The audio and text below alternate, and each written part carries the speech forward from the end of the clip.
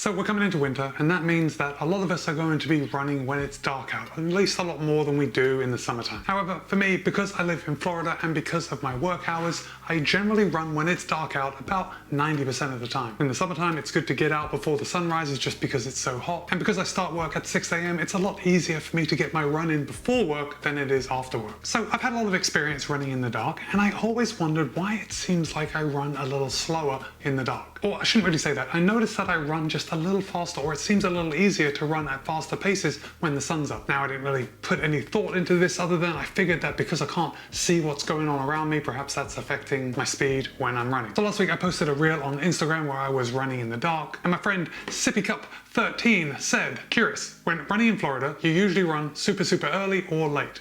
I find that when I run without sun, my times are slower, and it's not even me doing it consciously. Does that happen to you? Or did your body and mind eventually adapt to running without the sun?" And I thought to myself, this is happening to other people. So before we go any further, I want to hear from you. Do you find that you run slower in the dark than you do in the daytime? Let me know in the comments. And look, I already know that from doing a little Googling on the topic, that some of you are bound to tell me that you run faster in the dark than you do when it's light. If that's the case, let me know that too. Oh, and this is also the weekly running and training vlog, where the main purpose of this video is for you to tell me about your week of running. I want to hear about your successes, and I definitely want to hear about those setbacks. So while you're messing around down in the comments, let me know about your week of running. Okay, let's get into it.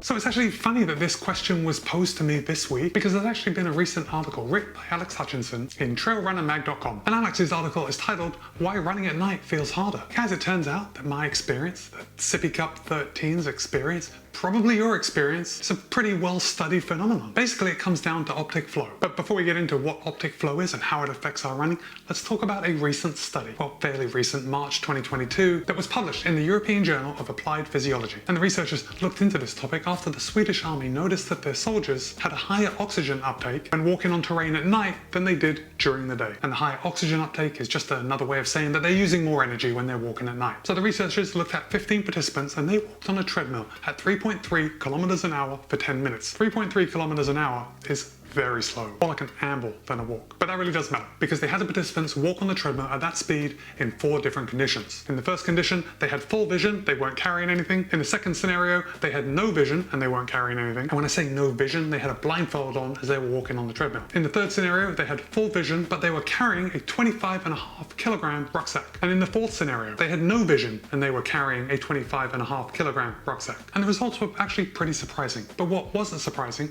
was that the participants that carried the rucksack on the treadmill, they had a higher oxygen uptake than the people walking without a rucksack, right? That's probably to be expected. If you're going to carry a heavy load, expect to use more energy. And when the participants carried the 25.5 kilogram rucksack, they burned about 20% more energy than without the rucksack. But here's a really interesting part. The participants that were blindfolded without carrying a rucksack burned 19% more energy than they did when they could see. So what we've got is being blindfolded burns about as much energy as walking with a 25.5 kilogram rucksack. And that's only walking on a level treadmill at 3.3 kilometers an hour, which is about a 30-minute mile. Again, a very slow walk. So the researchers did put optical markers on the participants so they could see how the limbs were moving on the treadmill. And because of those markers, they were able to tell that the participants that were blindfolded, their steps got 11% shorter and 6% wider. And again, remember, this was on a flat treadmill in a controlled setting. There are no potholes, there are no roots. The shortening the stride length and widening the stride seems to be a natural reaction to not being able to see. So look, I know this is an exaggerated scenario, being totally blindfolded in laboratory settings, but the data indicates that it's possible to extrapolate this out to our own individual scenario when we're running in the dark. It's likely that our gait, that our stride is a little altered when we can't see as well as we can in the daylight. Now, obviously we're not blindfolded when we're running, but still, we can't see as well as we do in the light. And that probably accounts for our runs feeling harder when we're running at night. Or in my case, a slower pace at the same effort. On most of my runs, I go out and I just run by effort. And it's only after I'm back from my run in the dark that I notice that I'm running slower than I do when it's daylight. So let's talk about optic flow and how running in the dark actually messes with it. So when you're running in the dark, you can't see everything like you do in the light. And when you do see something, it likely appears a lot closer to you and then it disappears behind you. So things are popping up very close to you and then they slide by you. So they are in your field of vision for less time than in the daylight when you see them coming from a mile away. And there's actually been other controlled studies on the treadmill and on a bike where researchers have been able to speed up the participants' optic flow in order to make it look like they are moving faster than they actually are. Unsurprisingly, because it's coming at this point of the video, unsurprisingly, when the optic flow is faster, so it feels like you're moving faster, your perceived effort is higher. This is also going to be seen in everyday scenarios for a lot of us. Even if we go out in the daylight and we're running in a city or we're running on trails when there's trees close by, because these things are so close to us, our optic flow is going to be a lot faster. So it's likely when we're running in a city, when we're running on tight trails, it's going to feel like we are running faster than if we are running through an open field. So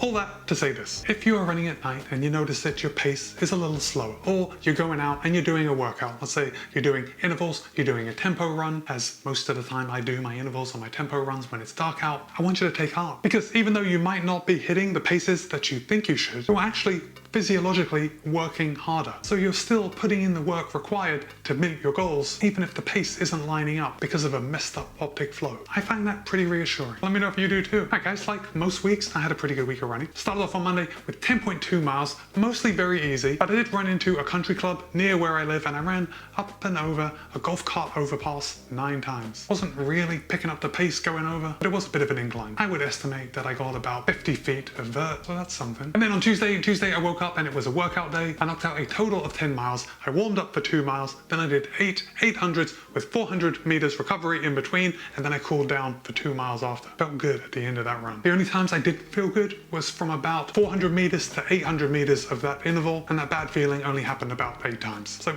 all in all, pretty good run. Wednesday was a nice and easy day, kind of acting as a recovery day in between my 2 workout days. I knocked out 7.6 miles, super easy pace, very dark, very early, just going out, getting it done before work, because Thursday was my second workout day of the week. Thursday I was kind of pressed for time because of going to work, but I did knock out 8.2 miles, warmed up for 2 miles, then I did 10 miles at tempo pace. And then because I was running short on time, I just kind of walked to cool down as I made my way back to the house. But yeah, that tempo workout was not too shabby. Then on Friday was my scheduled day off for the week, so I was very happy to take that day off, especially after having a workout, an easy day, another workout. Then I finally got that day off on Friday. Saturday was a little messed up, mainly because I had some hardware issues with the watches I was using, but I don't think I missed out recording too much of my runs. So Strava is recording that I ran a total of 11.72 miles. I did that over 2 runs of 7.72 miles and 4 miles. Now in reality, this was all just one run, but I noticed that my watch had stopped recording, so I started recording on another watch. It's all very complicated, but I was wearing 2 watches at the time. One of the watches messed up, the other watch just totally lost my workout. So when I noticed that one of the watches had stopped recording, I restarted a workout on that watch and just forgot about the one that had dropped my workout completely. I realize this makes no sense to anyone but me. So we're gonna call it 11.72 miles. And then on Sunday